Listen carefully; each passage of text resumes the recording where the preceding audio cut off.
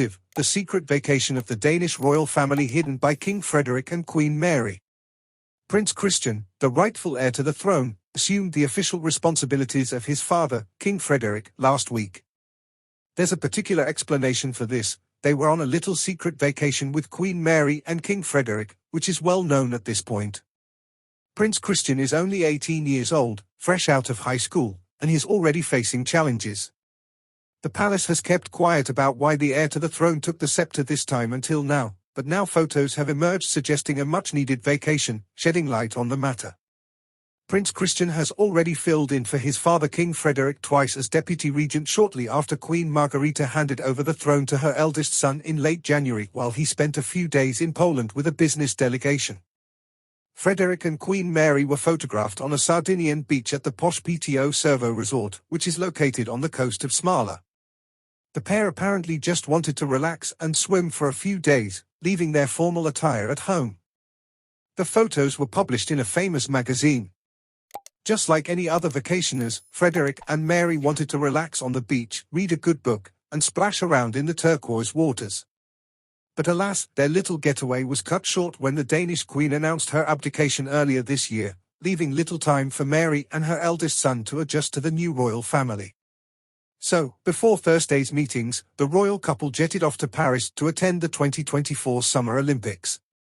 Time is running out, though, so they only had 3 days of supposed anonymity and freedom. The previous 6 months were far from easy for Frederik and his wife, who had to deal with the height of the scandal surrounding their marriage. Margareta, their firstborn son, had to take his mother's throne.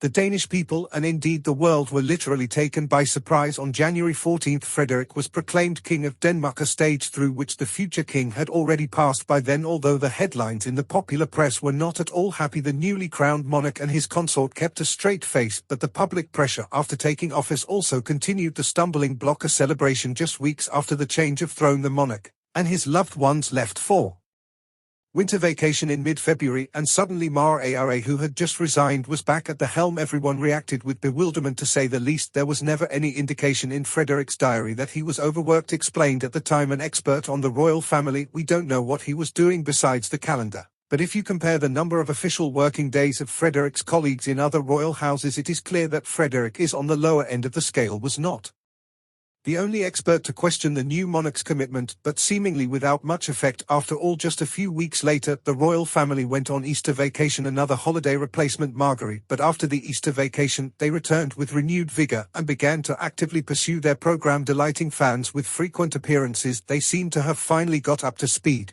and mastered their new position, attending official receptions in their country and presenting themselves to their European neighbors as the new holders of the throne. And now they have also presented a plan for their regency in the future. They want to attend between 400 and 500 official events per year, in addition to the tasks they perform thanks to their patronages, which have now been reduced from 258 to 140 after a shaky debut on the throne. Frederik and Mary signal a new beginning, and after a well-deserved respite in the Mediterranean, look radiant and surprisingly affectionate at their first Olympic appearance in Paris. Obviously, Lula has freed the couple from their shadows to some extent, and as we could already see, the city of love did the rest. On the first day, the couple opened the Danish pavilion in Paris and then went to a formal dinner offered to royal families and heads of state at the Lua restaurant in front of the Louvre. They posed with Olympic Committee President Thomas Bach and his wife Claudia Bach, as did all the guests. Queen Mary was as elegant as ever on the second day.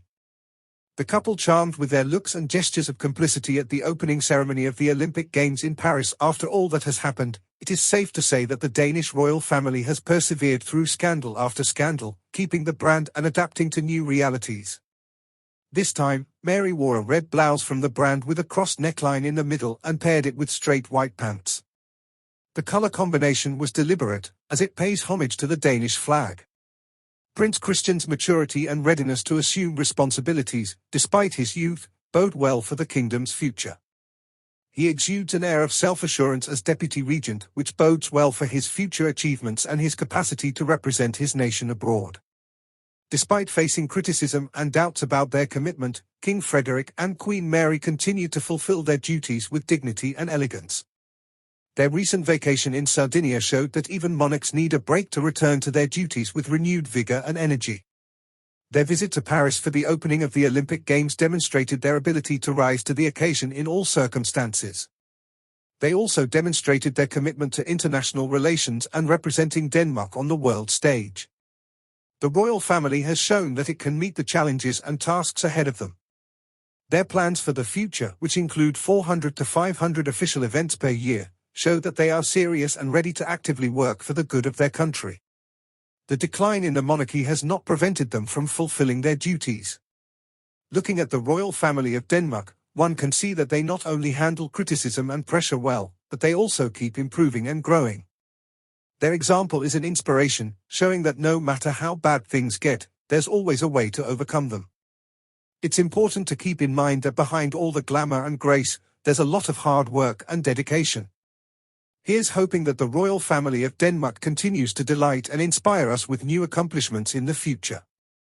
Revered audience members, this movie provides an update on the Danish royal family, including how King Frederick and Queen Mary are handling new issues, Prince Christian's first moves as Deputy Regent, and more. We appreciate you viewing and hope you found it informative. The Danish royal family is an inspiration because it displays that it is possible to find strength to persevere in the face of adversity and continue working for the benefit of their country and representing it internationally. Make sure to subscribe. Follow our channel to stay updated on our latest videos. Be sure to like and subscribe. Your opinion matters to us, so please feel free to leave a remark and express your opinions about the Danish royal family. We hope to see you again soon. Cherished companions, be well and stay posted for more important royal updates.